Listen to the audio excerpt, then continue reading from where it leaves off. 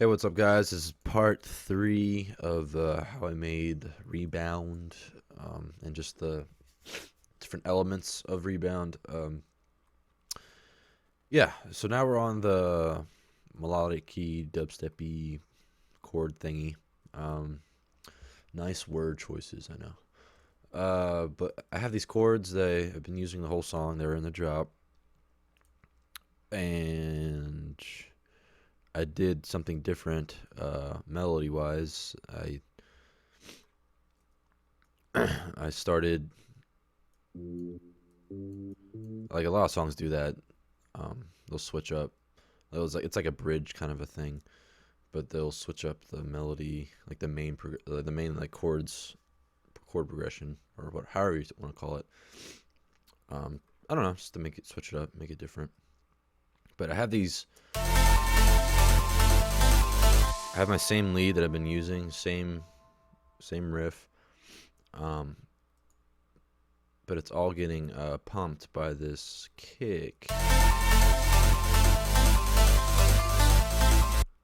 Obviously, it's quiet, um, but I'm putting it in the side chain and having its own limiter.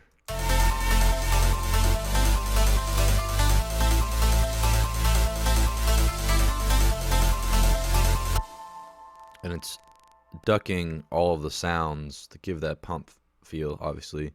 And I just have the kick just going 1, 2, 3, 4, just however many pumps I want to do. I can like even switch it around, make it interesting, but I didn't feel like it. But yeah, you just gotta mess with the threshold. Like you get your chords down, get everything as loud as you want or whatever. Then you bring the kick in to mess with the how much it like ducks and how fast it comes out of the duck. Um, Quack. And how slow or fast it goes into the attack release. You just gotta mess with all these settings and to get the pumping that you desire in your heart, um, and stuff. But yeah,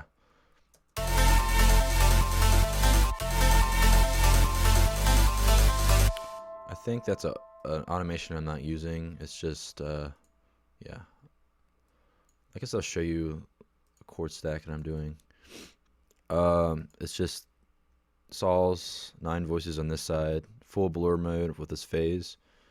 Um, 5 voices on this side, full blur again on the phase, but a little bit sharper with the pitch. Oh wait, never mind, they're the same.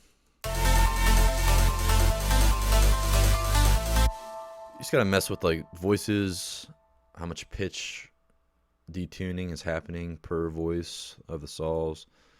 This is just like a bunch of all the same thing. This pans all the way up. Like you gotta just be random and find something different, even though it sounds the same basically. This is just the bass. It's just a saw wave, log distortion,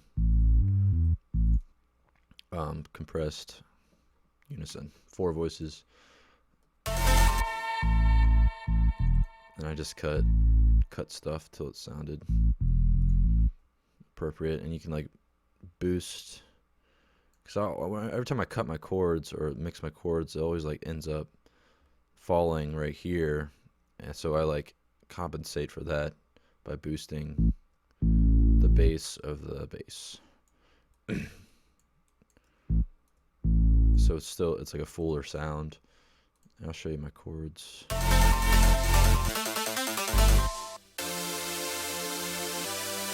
See, it always like that's what sounds best to me. It like falls down here.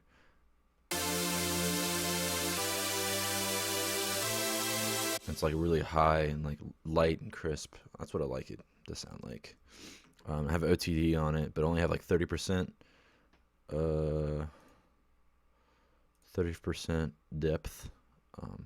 And you mess with the gain to like see how much louder it needs to be. But yeah, because when you like turn this up, it gets quieter, but it's more compressed, obviously. So when you turn it down, it goes back to its like normal self. So you gotta like anticipate what's going on with the gain. Obviously, that's what compression is. Duh.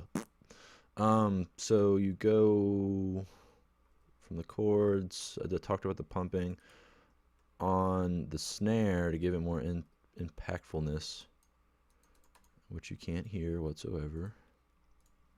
I put a crash on, and it's like a China. I think it's a China crash on the snare. You can't hear it, but it's like you can feel it in your brain.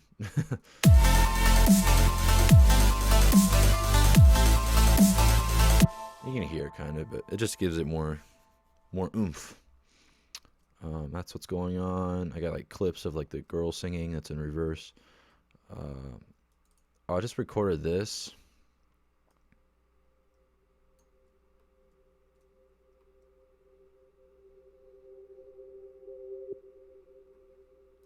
This was just the lead that I recorded in Edison, and I just got the tail of the reverb and I reversed it. And obviously, it's just some transition into the lead, just to kind of introduce it, so it's not just like coming out of nowhere. That's a good tip to always have. This automation right here is nothing. It was like an old bass, so we just ignore it. So the lead.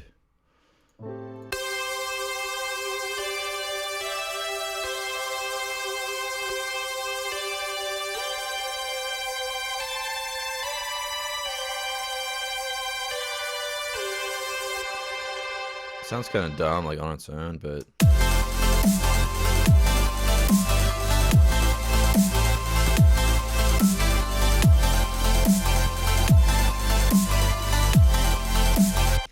kind of makes sense with everything else. That's usually the case. Like if something sounds dumb on its own, it'll probably sound okay with some friends. So I have these game vocals like I'm doing throughout the whole track into this, so it's like more intense, more craziness. But yeah, the leads are actually, so I got two of them. This one is just chilling. It's just on G. And it just kind of like does the harmonies for the main one. But this one is made it a sine wave. I just messed with the timbre. I think it's timbre. Someone said it was timbre. Harmonic level. I don't know how to say that word. And I just did that until it got like a saw wavy thing or a sine wavy thing.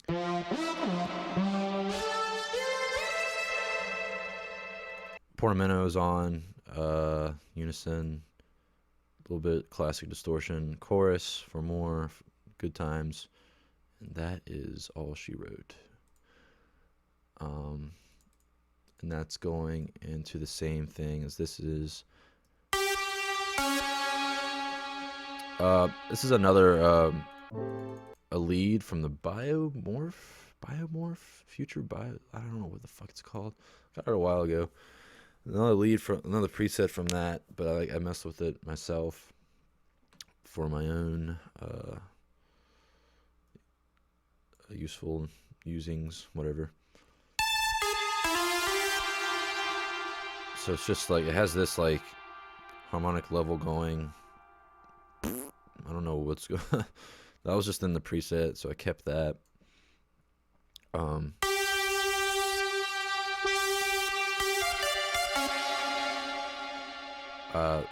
Flat hat distortion, whatever that means. It's compressed like that, and the highs are really high. I recommend messing around with the different compression settings with leads. Sometimes you like get stuff, good stuff out of like stupid stuff if you just mess with the compression. But yeah, the pan's all the way down. Doesn't need to be all the way down. Unison, whatever. I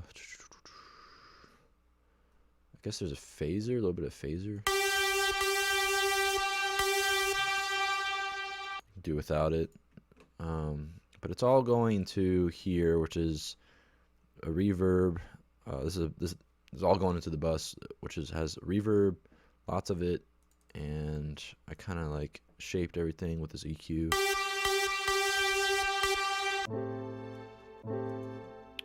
I hate when it does that. So those two play together, and they go in here. They're like under some reverb. The dry is down a little bit.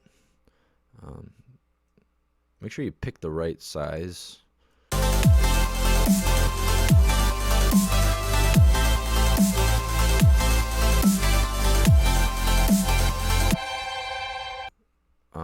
Because sometimes like gets like a really different sound if you picked a good size room or a smaller size room. So OTT on it again. Depth is 95 this time. So it's like really bringing out the reverb and bringing out everything, squishing everything. So yeah. So it has a lot of crap going on. So I put it under the ghost kick. That's what I call it, ghost kick. So it's pumping with everything.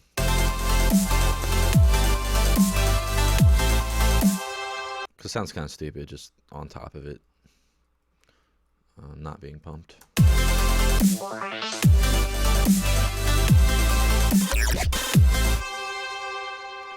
So yeah, just kind of have like this little like having a good time part. I just have like a low pass for like most of my stuff. I always have like a low pass like chilling. I have it like this is like the on off switch, and then like the actual filtering frequency cutoff is right here. Always have that to like my whole track because I always use low pass stuff. I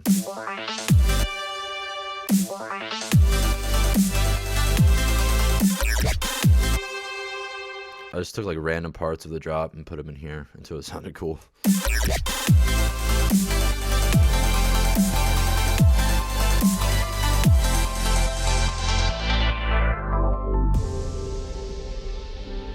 So yeah, that's basically it. This impact is from Vengeance, I think. Just put a lot of reverb on it and delay.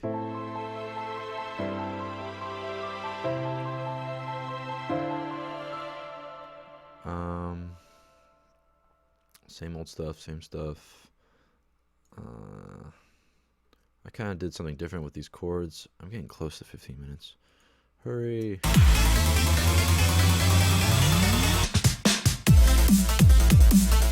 So I pitched up the fine pitch for the chords. I just have it repeating, and then like it gets crazy. I did that with the chords. I have it going up. I did that with the chords and the ARP or the chords and the lead. It's doing that too. So it's all sounds crazy.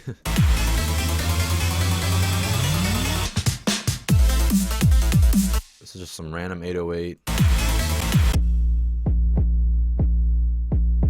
That's not in tune. I think I got it from somebody. Should be this guy. I don't know. I got it from one of the cinematics packs. I forget who. Oh, Black Sheep. I got it from him. I need to hurry up before it's 15 minutes. That's just going. I just playing the chords. And I'm bringing this clapping to bring the hype train up.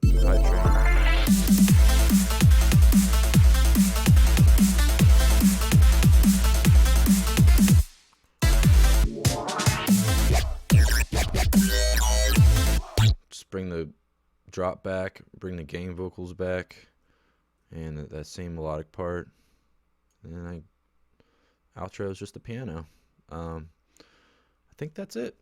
Let me know if you have any questions or anything about it or anything I missed. Other than that, you guys have a nice day, and I'll see you in the next one. Peace.